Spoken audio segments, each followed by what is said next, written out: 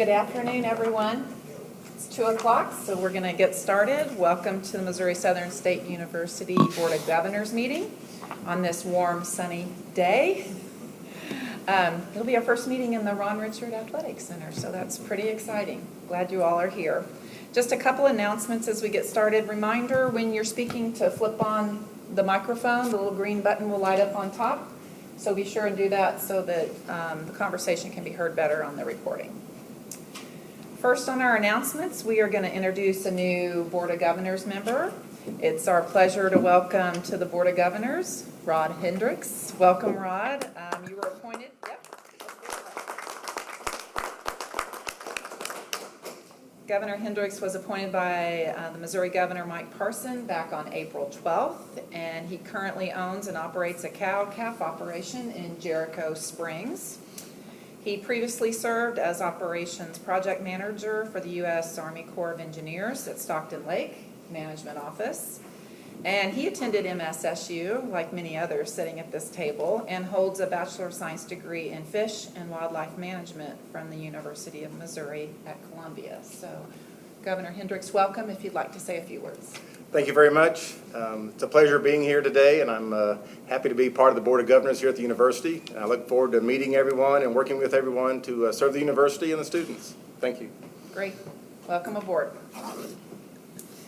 Okay, we're going to switch the agenda up just a little bit, and we're going to move up the portion of the agenda under board committees for academic affairs. And Dr. Rosenberg is going to bring forth the Emeriti recommendations for us. First, I'd like to call on Dr. Toms.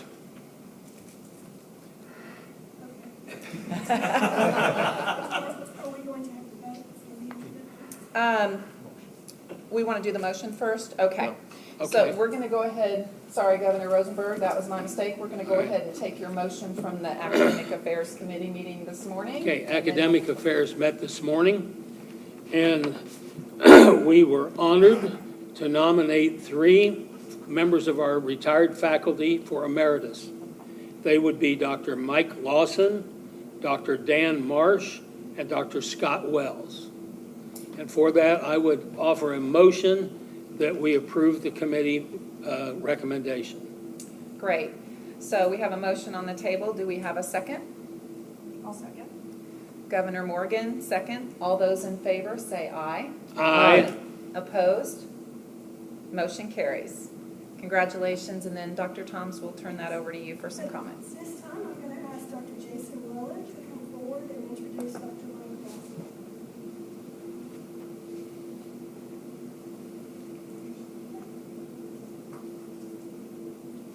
So Mike Lawson has spent basically his entire life, I would say probably past high school, teaching. Mike has taught 20 years prior in high school before he joined MSSU. So he's taught at Golden City, Sarcoxy, and Carl Junction for many years before joining MSSU in 1991. Mike was at MSSU for almost 30 years, and after he completed his phased retirement, took a couple of years off, and he's come back, and since for the last couple of years, he has been adjuncting for us, teaching AMP 1 for us because of our need with all of our kind of growing student population.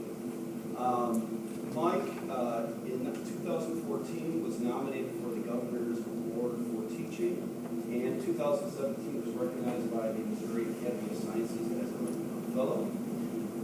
During his time here at MSSU, as anybody who knows Mike, worked a lot not just our departmental committees, but he also worked very closely with the education department, and he was our primary liaison between the biology department and teachers' education for many years. Served on countless search committees, countless students that he advised both in biology and teacher education. Most off, he as a young faculty, when I came in 2014, I overlapped with Mike for a couple of years before he went on phased retirement. And aside from knowledge you can ask about teaching and so forth, Mike always would stop by my general biology labs. He would see how I'm doing, how the students were interacting and so forth. So So it was always good because Mike was kind of across the hall. He would be teaching microbiology, and I had general biology. So I will always be grateful to Mike as one of the faculty when I came in who would kind of just check up on me. Maybe not necessarily kind of the nitty-gritty of what was going on in the classroom or in the lab, but just to kind of touch base with me. And also anybody who knows Mike knows he has a great boisterous voice. So I would always know if Mike was teaching in the hall, I could hear Mike, and I could hear what was going on. And this was always like in the microbiology lab, so I always knew what was going on. It was a great pleasure to be able to introduce Mike today. And so Mike, we have always appreciated you, and I think we still continue to appreciate you. We're very grateful to have had Mike in the biology department and in the position.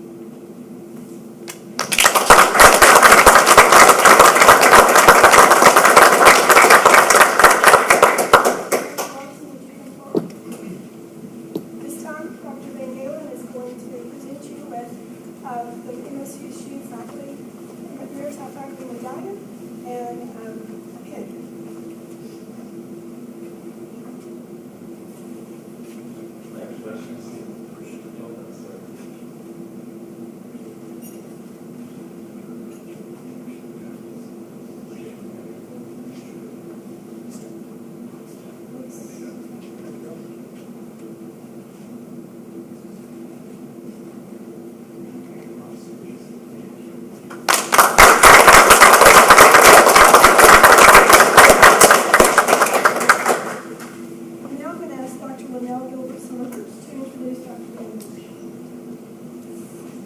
Hello, everyone.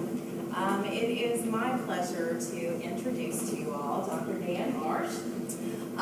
Funny story, I was actually a senior chemistry major here when Dr. Marsh came to interview for a position here. So I was one of the first students that saw him do his demonstrations and, try to get the job and everything. And we were blessed to hire him back in 1997 and then full-time in 98. I went on to grad school and then came back in 2006. And guess what? Who was across the hall from me? Dr. Dan Marsh. I was like, wow, this is great. So I've had the rare privilege of just working with him ever since. Since I was across the hall from him for all those years. Anytime I had a question, I would just roll my chair back from my desk, and he would roll his back from his desk, and we would just holler across the hallway at each other to try to, help me out and get going. So not only has Dan been encouraging to new faculty members, but he has also been a blessing to his students. Now, many of you may not enjoy math and physics, and that's fine. We all have a walk in life. But Dan's mission has always been to take all the glorious information in physics and chemistry, math, and repackage it up into something that is interesting and really common every day. Like, how's your light bulb work? Or why, when you throw a rock, does it land in a certain location? So his courses have always been applicable to his students. He makes them fun as physics can be, right? He always has a very, very positive attitude. So if you run into Dan, and he's in the hallway, and you say, hey, Dan, I have an idea about research, or I have a question, he never says, I'll get back to you, or let me check my schedule. He always says, great, let's go do it. And that encouragement and that enthusiasm has been infectious. His students have appreciated the courses he's taught, everything from elementary ed teachers so that they can pass on science knowledge to their students, all the way up to this last year working with quantum mechanics for physics students and a circuits class. You will always find Dan learning. He's always telling me about 2 or 3 different books he's reading at the same time to take in more knowledge. So what I would like for you to remember about Dan is one thing. He's so very encouraging, and that has been invaluable to all of his students. Secondly, he's always learning. He's willing to try anything and take the journey with you. And finally, he's been such an advocate for research. Missouri Southern. He has served as the president of Missouri Academy of Science for a number of years, and he has represented the university in the most professional manner. And so because of those things, I am so honored to call him not only my colleague, but also my friend. So thank you for letting me be here to tell you about my good friend, Dan Marsh.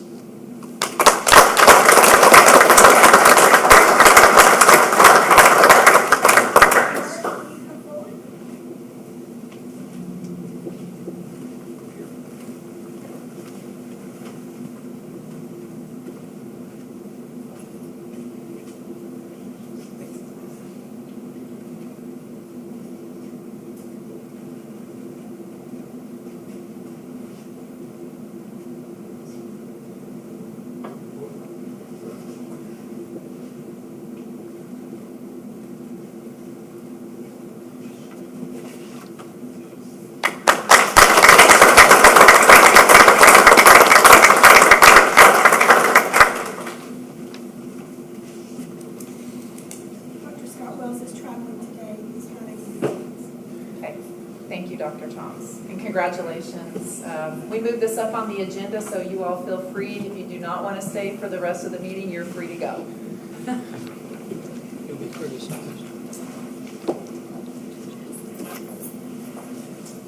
Okay, next on the agenda is the minutes from the March 15th, 2024 board meeting. Each of you have those in your packet, and I would entertain a motion for approval of the minutes. Governor Haley approves the minutes. Do I have a second? Second. Governor Siebert? All those in favor say aye. Aye. Opposed? Motion carries. Thank you. Okay, we'll start with board reports. Turn it over to Dr. Van Galen for the president's report. Thank you, Governor Plotnick. Good afternoon, everyone. And I think we all know today is a very special day at Missouri Southern as we have dedicated the Ron Richard Athletic Center. And I know that I speak for many when I thank the board for honoring the legacy of a truly impactful gentleman who made a difference here and throughout the state. So thank you for that.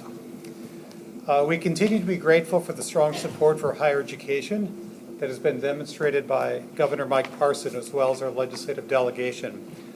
Frankly, as you look around the country, this level of support for higher education is pretty rare, and so we are grateful and fortunate to be in Missouri in higher education during these times.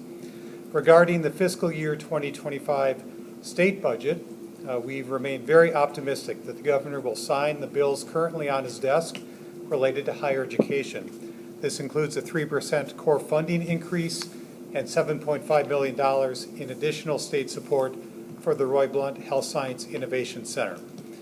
One item related to future support of higher education I wanted to bring to the board's attention was an effort by some legislators, particularly in the House, to develop a new performance-based funding model. At yesterday's meeting of the Missouri Coordinating Board for Higher Education that was held in Kansas City, State Representative Brenda Shields spoke to that board and university presidents about an interim House committee that she is chairing to develop such a model. She described a timeline in which a model would be tested prior to its implementation and would be considered by the legislature for funding in 2027. So the work of that committee is just beginning, and Representative Shields is very interested in hearing from higher education leaders as the work moves forward. So we'll certainly keep you apprised of that, and we will certainly be engaged in that process, but I wanted to make the board aware of that today. Regarding Missouri Southern's budget for the upcoming fiscal year, I would note that primarily based on new state investment and our progress on enrollment, this morning we were able to recommend to the board's Budget and Audit Committee a cash positive budget for fiscal year 2025. This recommended budget includes significant funds for employee compensation as well as operational and facilities needs. I want to thank our Chief Financial Officer, Linda Ice, and other colleagues on the President's Cabinet for working together to develop a proposed budget that includes both strategic investments for today and also efforts to safeguard the longer-term financial health of our university. Today, Missouri Southern is a financially sound institution, well-positioned for the future. My written report to the board highlights some of the most notable successes of the past academic year, including the 4% growth in overall headcount for spring 2024 compared to a year ago. One highlight of the spring semester I wanted to shine a light on today is a public kickoff of the Lines Forward campaign. On April 6th, we announced an overall goal for the 5-year campaign of $42.7 million and shared that $30 million in philanthropic support had already been committed. Notably, the largest area of support thus far during the campaign is for student scholarships, with over $10 million committed, funds that will provide access and opportunities for many future Lions. I'm grateful for the generous donors who have already invested in the campaign, as well as the development team and others who have facilitated these gifts to the Missouri Southern Foundation. I also want to thank members of the Board of Governors who continue to serve on the campaign leadership committee, namely Governors Oplotnik and Morgan, as well as former Board of Governors member Bill Gibson. So with that, I want to say thank you to our faculty and staff for the many successes we've seen this year. I think the future is bright, and I want to thank the Board of Governors for their support. With special thanks to you, Governor Plotnick, for serving as chair of the board. Thank you for your leadership and guidance for the last 2 years. Thank you. Anything else on your report? No. Okay, questions for Dr. Van Galen? Okay, thank you for your report. Next, Executive Vice President, Dr. Brad Hodson. Thank you very much. You have a full report in your packet. I want to highlight a few things.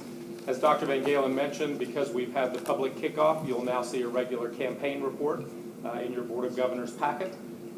He mentioned that the new goal is $42.7 million, and we're right at the $30,800,000 mark at the end of May.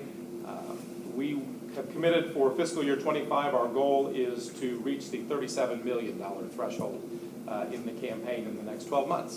And there are some other statistics there on the campaign that might be of interest. On page 6, just a quick update on the Blount Health Science Innovation Center. Development of the construction documents is complete. We will be bidding out to subcontractors in 2 packages, the work to be done, and that's when we'll get a really affirmed sense of the budget, the construction budget, and so that'll be happening over the next few months. But some of the site prep does begin in July, and so it will begin to look more like a construction site when the students return in August. On page 7, just a quick update on the Hearns Hall water remediation. We are in the midst of move-in, and as we committed in January, all 85 impacted staff members will be back in Hearns Hall on July 1. And so we're in the middle of a 3-week transition back into that building with the moving company and our facilities and IT staff working very hard to make sure that everyone is ready to go when we get back in that building. You can see the cost of the not only the water remediation, but also the renovations that were required because of water damage are right at $500,000. So that is the scope of that project. And then on the last few pages, there are a list of 11 projects that total $1.8 million that are being worked on this summer. You can see we're all over the campus with some important projects that need to be done by the time the students and faculty return in August. If you add in the 2 projects that we discussed this morning in the Budget and Audit Committee, that total for those 13 projects now comes to $2.5 million. So a great investment in our capital infrastructure here on campus in the next 3 or 4 months. And then on the last page of my report, you can see the 4 new members of the Missouri Southern Foundation Board that were elected in May. They will attend their first meeting in August. Okay, questions for Dr. Hodson on his report? I did have one question on the water damage. Didn't some of that go through insurance? Weren't we able to It get all it? went through, yeah, absolutely. Both the remediation and the renovations were all covered by insurance minus the deductible. Perfect. Thank you. Thank you for your report. Any other questions or comments for Dr. Hodson? Thank you. Thank you. Next on the agenda, Provost and VP for Academic Affairs, Dr. Toms. Good afternoon.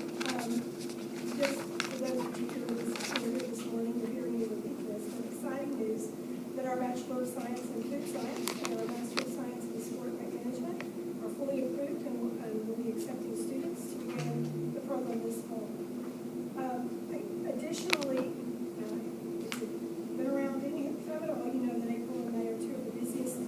months on the university campus, and it certainly was an incredibly busy time in academic affairs with end-of-year concerts, award ceremonies, pinning ceremonies, and the research symposium, and the written report that you received outlines some of those. The World Music and Cuisine Festival was held April 20th on Saturday afternoon evening. This year's event was the 9th festival. There were 100 types of food to sample from 26 countries represented by students, employees, and community volunteers. Approximately 100 volunteers participated with approximately, no kidding, 700 people in attendance. $6,525 was raised for the International Club, which supports events for them throughout the year. The event continues to grow each year and has already outgrown first place it was in the BSC Ballroom, the Ron Richard Athletic Center, and now it has almost outgrown Young Jones. If anyone has any ideas of where else we can put this thing, I'm sure there are probably 700 or 800 people coming in. But it's a great event. Our international students perform, they cook, they're just thrilled to share their culture with other folks. On March 26th, the Plaster School of Business and the Small Business Development Center at MSSU held the Entrepreneur Speaker Series with J.D. the Iceman Anderson as the speaker. He's appeared on over 25 television shows worldwide and is a successful entrepreneur who owns Home Run Company in Joplin. As well, the Center for Entrepreneurship in the Plaster School held a Pitch Palooza contest in which students presented new product and business ideas, and scholarship awards were given to the winners. Finally, I'll bring a full report of all of our study abroad trips in September. But as of now, we have had one group to go to Canada over spring break, and 7 groups of students participated in study abroad trips at the end of May, early June. One is still there, actually. Those trips included Ireland, Italy, Costa Rica, Sweden, England, and Scotland. There are still art students in Sweden. And the final group will leave June 26th to study in South Korea for 4 weeks. So that concludes my report. Questions for Dr. Thomas? Thank you for your report. Next, the treasurer's report from Ms. Linda Ice. Good afternoon. I wanted to talk about the fiscal year 2025 budget, and I would like to reiterate thank yous across campus. Really, the budget that we are adopting this year is the work of a lot of people. Everyone on campus has been able to provide direction and work to get us to where we are today. I also want to thank my colleagues on PC for the work that they've done to adopt a positive budget. And it provides significant investments for our employees and our facilities, as Dr. Hodson mentioned. And all of that allows us to serve our students. And we'll talk a little bit more about budget when we get to the Budget Audit Committee report. That's looking forward. I'm also looking backwards a little bit, in that we are closing out the 2024 fiscal year. It's time for audit again. It seems to roll around quicker every year. The auditors will be on campus here in the next couple of weeks. So we'll start with student financial aid. They're always looking for compliance, and they will work with the bursar's office, financial aid office, and they'll do some of their walkthroughs. And this is all during the transition into Hearns, but we've had conversations with them, and they are working with us as we are working on those move-in weeks. I also wanted to mention that we are diligently working to close out the federal Perkins loan program. And a big thank you goes to Sharon Frazier for leading that project. It has taken a tremendous amount of time, a tremendous amount of work on her part, loans to be researched and assigned, and we are confident that we are closing that out in this fiscal year, and so that also has strict procedures and processes that the auditors will take a look at this year. Moving over to the financial statements, and it's for the period of May 31 of 2024. We always start with the cash graph, and we have a cash balance currently of $22.6 million. On the statement of net position, when we look at this, we can see that the accounts receivable had a decline over the prior month of almost $700,000, and that's primarily payments for tuition. We are in the throes of the summer semester, and that's paying off some of those student account balances. Total assets are $187 million, and liabilities are $136 million, and that gives us net assets of $51 million. When we move over to the statement, the comparative statement of revenues, expenses, and changes in net position, we always look at the difference column. You can see in operating revenues that we had an increase of $3.85 million. Big piece of that is tuition of about $2 million, and that speaks again to the enrollment increases that we've seen both in headcount and credit hours. Total operating expenses are at $3.93 million. And there are increases in there from compensation, decreases in health insurance that we've talked about, the new carrier, the new rate structure, what that looks like. We have additional scholarships. We brought in new transfer scholarships. We revised that a little bit. We have international student scholarships, and that's made a difference also in the enrollment. It all ties together. Non-operating revenues have an increase of $2.4 million. Of course, a big piece of that is our state appropriations, our base of 1.8. You will also see on here that we have state appropriations coming in from the Science to Jobs that we talked about earlier, the camps that have been going on across campus, and that is grant funded, and we are starting to see that funding coming through there as well. Other revenues shows a decrease of about $860,000, and most of that is from the TPAC reimbursement because we had that last year, do not have this year. Overall, we see an increase in the current year of $938,000. The prior year had a decrease of $1.4 million. That gives us an overall increase at the end of May of $2.3 million. I'll answer any questions. Questions for Ms. Linda Ice on the budget report?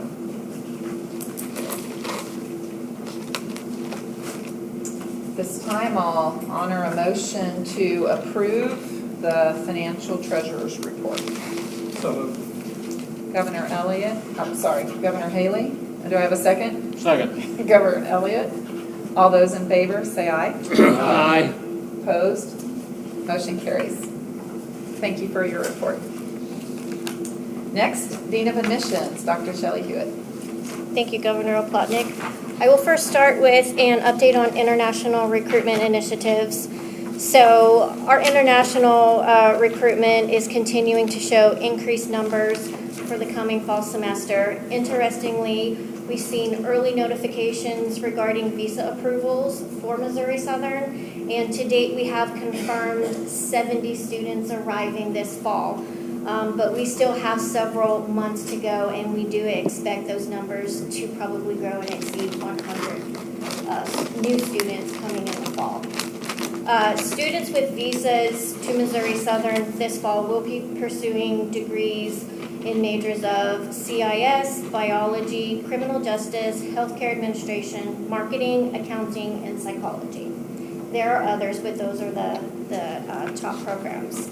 And enrollment for our incoming international students will begin the week of August 12th when they all arrive on campus for international orientation. So they are late enrollers, but we always look forward to seeing what the numbers look like after they do get enrolled. Moving on to new student recruitment initiatives that are helping with enrollment. So this past spring, Missouri Southern visited 3 high schools, Joplin, Carl Junction, and Galena, for our Green and Gold events. And these events coincided with home basketball games in which we were able to award scholarships to students from those schools to come to Missouri Southern in the fall semester. We always enjoy being able to hand out those scholarships and just to promote Missouri Southern at those events. We will be continuing to do our Green and Gold tours as we've done them for several years now. And I will say that this spring was the first time that we've visited a school outside of Missouri, so we were really happy about that. This next year, we plan to host Green and Gold tours in Missouri, Oklahoma, Kansas, and possibly Arkansas if we can fit that into our schedule. Moving on to new fall student enrollment highlights. In my report, you will find the highlights for graduate student enrollment, and we continue to see encouraging numbers for fall, and at present, see a 6% increase overall. So that is degree seeking and non-degree seeking new and current students. Graduate enrollment with curriculum and instruction, healthcare administration, and Master of Arts in teaching graduate programs are leading the way at this time. New freshman enrollment is also trending in a positive direction with business, nursing, biomedical science, pre-med, and rad tech proving to be some of the most popular undergraduate programs for the fall. And then finally, I want to highlight many of the initiatives that our university marketing department is working on. So one focus this past spring for our university marketing team was graduate programs and really promoting them. And I think we can see that those efforts are really paying off. So with much collaboration between our marketing team and our colleges, we were able to increase program-specific campaigns for data analytics, healthcare admin, and our new MBA program. And after reviewing those stats for these campaigns, we found that applications started and submitted for our graduate programs increased during that time frame that these campaigns were running. So we are confident that what we are doing is working. On the heels of this marketing campaign, the admissions team launched drip campaigns, sending targeted emails and text messages to the pending applications with the goal in converting those into completed applications as well. So this has truly been a team effort between admissions marketing and the various academic programs, and we're really looking forward to see what we can continue to do in partnering with our marketing team. So currently, our marketing team is working with many of the undergrad and graduate programs to schedule our program-specific campaigns for the next academic year. And so we are hopeful to be able to present to you in the future the success of those marketing campaigns as we continue. And that is my report, and I'm happy to answer any questions you may have. Questions for Dr. Hewitt? Go ahead, Governor Siebert. Dr. Hewitt, what country is the most prominent country this year for Nepal. Again? Again, How many from Nepal this year does it look like? a lot. That's a good number. Thank you. But we are seeing an increase in India, Cameroon, and Nigeria. Interesting. Great. My question is in relation to international students. What's been the largest number of international students we've had in one academic year? And do you think we're going to exceed that? I know prior to my arrival and prior to the pandemic, just a little over 200 enrolled international students, but the majority of those students were not degree seeking. I think last fall we were around 130, and that was total students. And I would say half of those were now degree seeking. We're going to see a significant increase this fall to that number.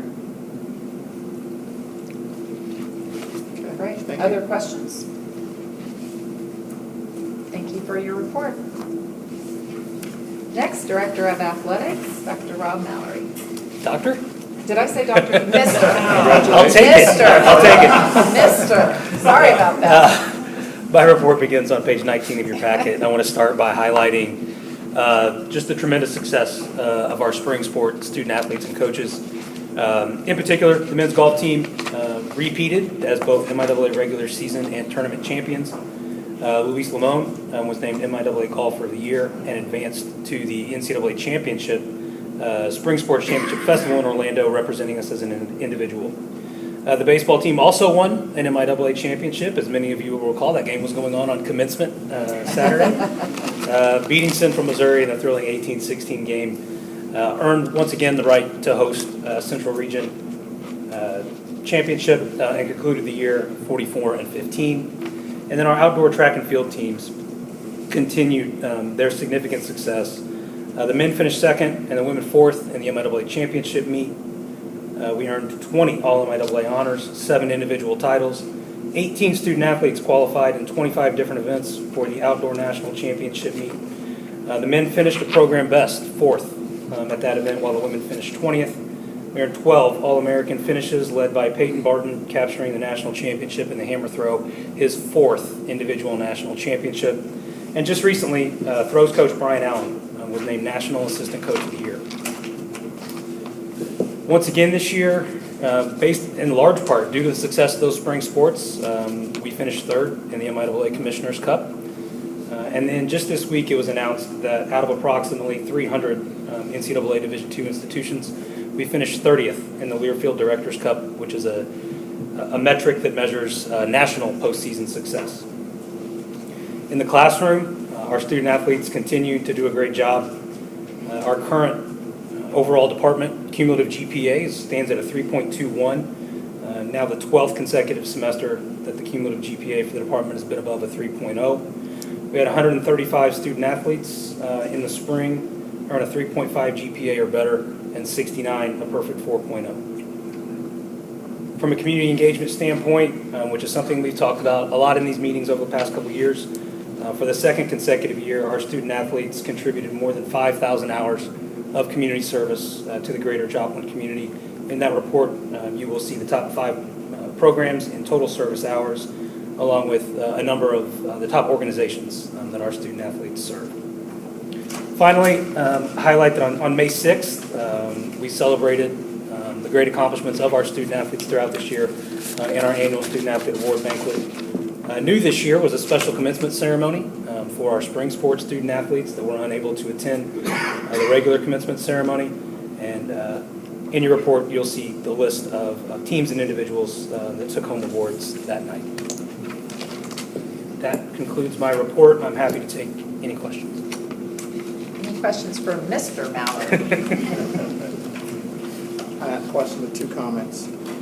Your Student Athlete Awards Banquet, I think that was a great idea to add the commencement portion to that for those student athletes that can't be here for commencement, so kudos for that. The other, I read the Learfield report on the MIAA's website. It's us finishing 30th. Every other MIAA institution that finished in the top 50, they provided a summary of their achievements, except for Missouri Southern. I cannot speak as to why or why not that. Just trying to figure out why the MIAA don't like us. I will call the commissioner and advocate on your behalf. Or I can if you want. Sure. But literally, it just read, Missouri Southern finished 30th. Next thing. That was kind of important. I will take it up with their public relations professionals. I appreciate it. Great. Any other questions or comments? Thank you for your report, Bob. Next, Faculty Senate President, Dr. Jean Colford. Surprise, I'm back. Dr. Baufuss was supposed to be here today, but he needed to be with his wife. He is now currently president. I am past president. We do have a new executive committee. Dr. Nicole Schoaf is our president-elect. Our secretary still is Amber Carr from the library. Still need to fill parliamentarian, but that won't be a problem. And then our at-large member is Dr. Jill Greer from sociology and anthropology. So looking forward to working with some new faces this year. There are 2 updates. They're mainly just we're still working on. We haven't forgotten about them. Our Academic Policies Committee, which is now called the Undergraduate Curriculum and Policies Committee, has been working on a revamp this last year. It's gone really well from what I've heard. We are working on getting the language in the handbook and making it all official. It came to us right at the end of the school year, so we didn't have enough time to work on it. So we're going to work on it in the fall, make sure everything is good so that hopefully there's no hiccups in the future.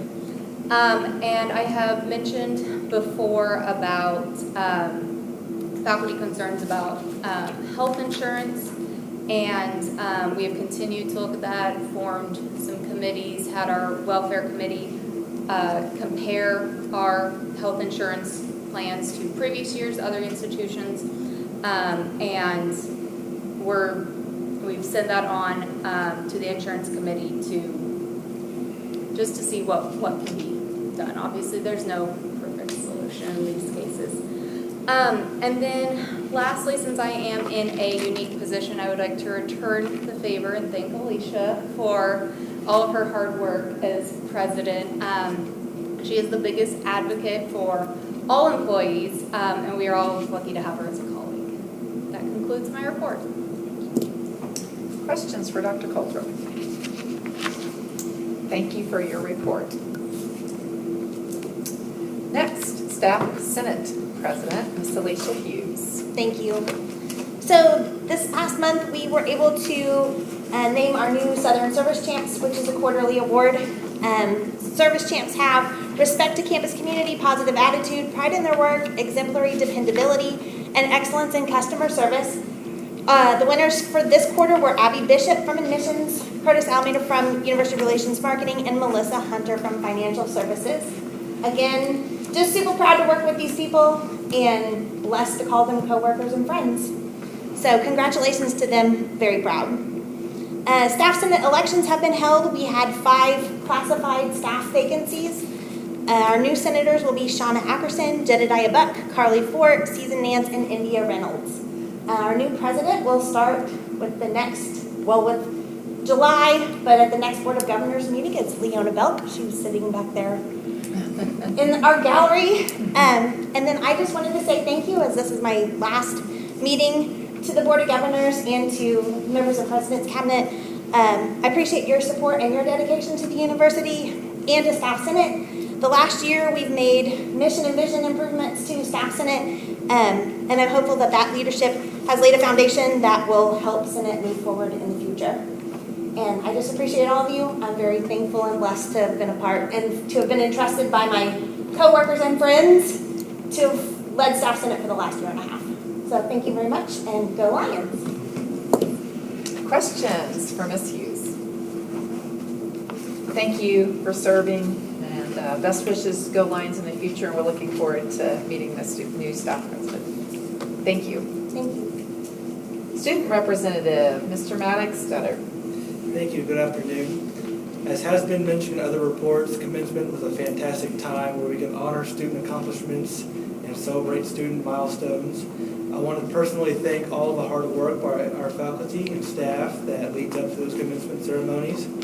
Our students certainly appreciate all the volunteers and hard work that goes into planning and implementing our commencement ceremonies. The work does not go unnoticed, and students certainly appreciate how amazing commencement is.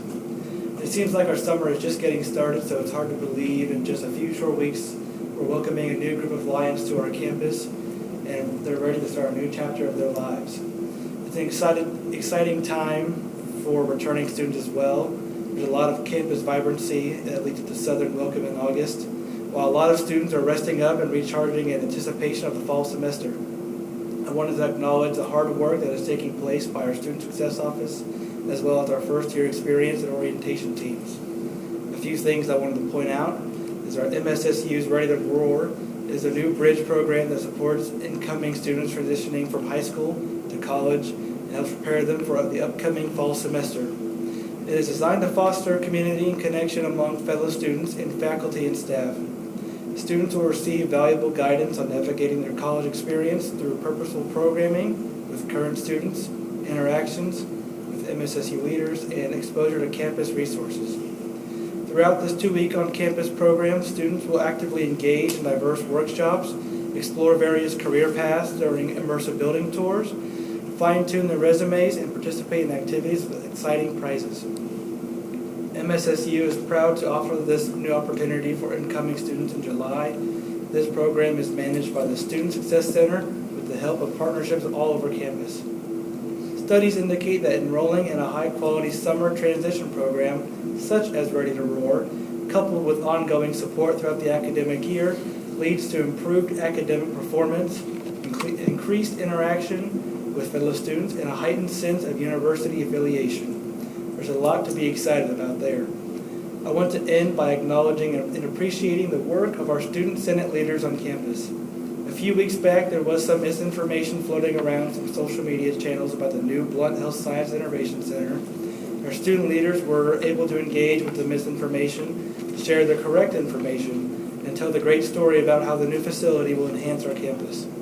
You can imagine that social media can at times be a challenge when it comes to factual information, and it was great that we are able to engage with students and share facts about the building. It certainly changed the tone of the conversation. Thank you, Dr. Van Galen, for engaging with the Student Senate and student leadership to keep us informed about the vibrancy on our campus, and we're looking forward to an outstanding fall 2024 semester. That concludes my report. Thank you for your report. Questions for Maddox? Thank you for serving as our student representative. So that concludes our board reports. We'll move on to board committees. And first on the agenda is the Personnel and Compensation Committee, and I'll turn that over to Chair Governor Elliott. Personnel and Compensation met this morning for our annual evaluation and review with Dr. Van Galen. Met in closed session this morning, and we plan on furthering that discussion following the board meeting today. Okay, thank you for your report. Next up, Academic Affairs, Chair Governor Rosenberg. Academic Affairs also met this morning. In addition to the emeritus recommendations which were presented earlier, the following were presented for promotion and tenure, and I'll read these as a list if without any objections, and we'll vote on one as a list. Perfect. Dr. Michael Belfus, Dr. Sarah Holtzen, Dr. Edo Kim, Dr. Zachary Rice for tenure. For promotion to full professor, Dr. Teresa Bowman, Dr. Cheryl Cotter, Dr. Andrea Cullors, and Dr. Tim Wilson.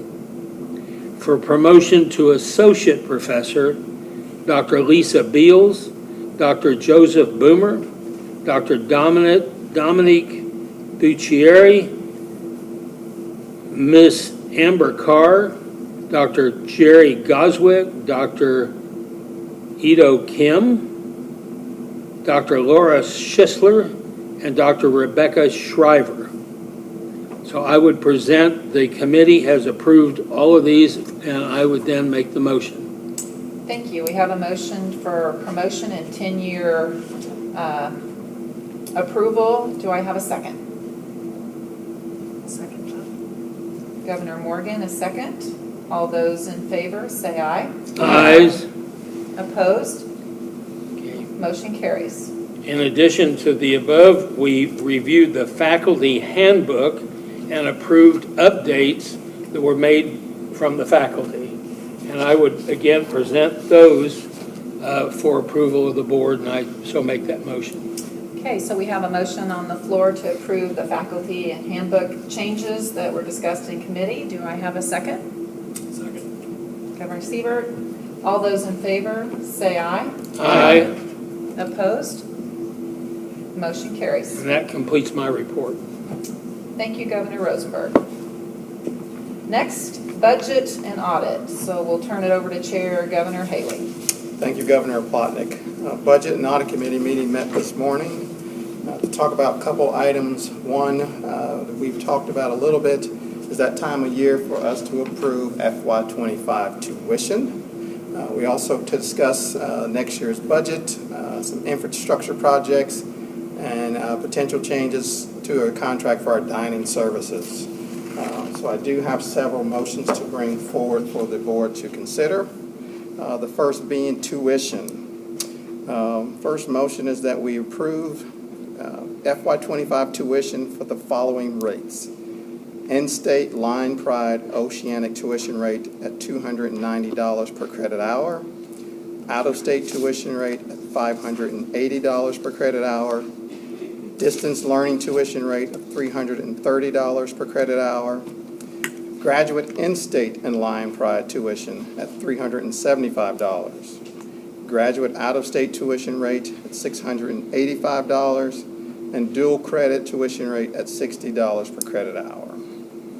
Okay, we have a motion to authorize the administration to set the tuition rates for fiscal year 2025 from Governor Haley. Do we have a second? I'll second. Governor Elliott. All those in favor, say aye. Aye. Opposed? Motion carries. Next item is fiscal year 25 budget. Before I even put this motion forward, I want to echo Linda's sentiments and everyone in the President's Cabinet and the financial team for putting together a cash positive budget, one we haven't had in a number of years. So I think that's a good sign of the positive direction that the university is going in. And so the motion I bring forward is to adopt a revenue budget of $78 million for fiscal year 25. Okay, Governor Haley has a motion on the table to adopt the new budget for fiscal year 2025. Do I have a second? Second. Governor Siebert. All those in favor, say aye. Aye. Opposed?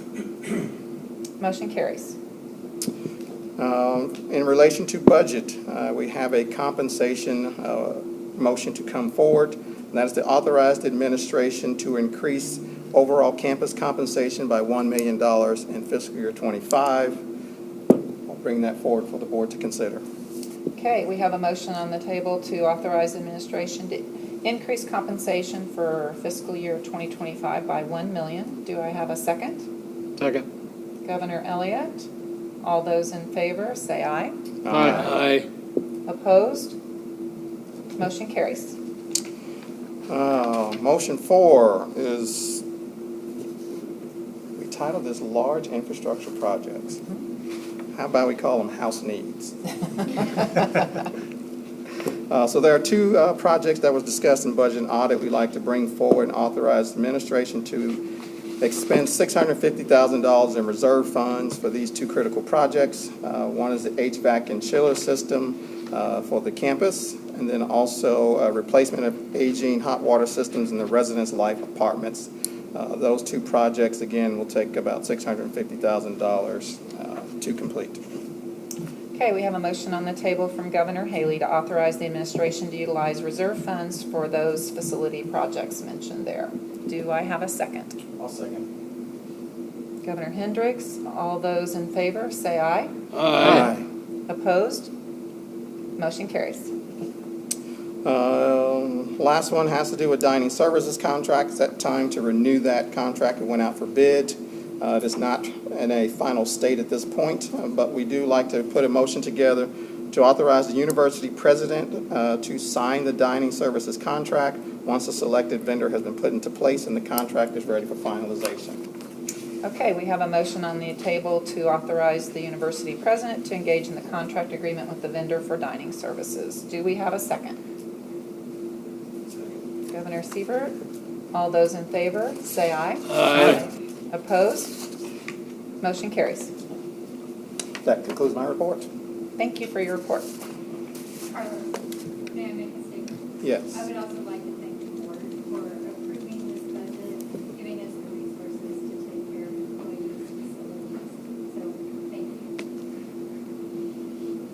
you. So welcome. Welcome. Okay, that concludes our committees. Any old business to come before the board? Hearing none, we will move on to new business.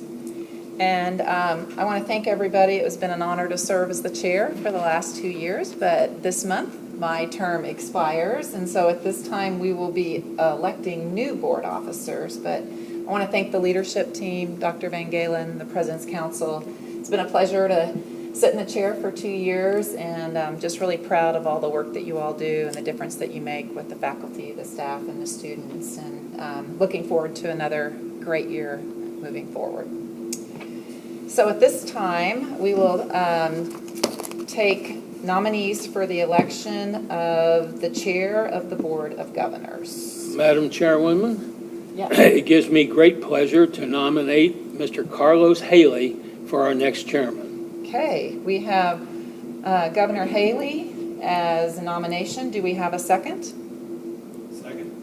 Second, Governor Siebert. All those in favor of Carlos Haley serving as the board chair for the next 2 years, say aye. Aye. Opposed? Motion carries. Congratulations. Thank you. Next on the election is the vice chair position. So I'll open up for a motion of a nomination for vice chair of the board. It is my pleasure to nominate Governor Dr. Benjamin Rosenberg for that position. Good friend and to many of us. Great. Thank you, Governor Elliott. We have a motion on the table to approve Governor Rosenberg as vice chair of the board. Do we have a second? I'll second. Okay, thank you, Governor Hendricks. All those in favor, say aye. Aye. Opposed? Motion carries. Congratulations, Governor Rosenberg. Thank you. Next, on the election of board officers, we need a motion for a treasurer of the board. Do I have any nominations?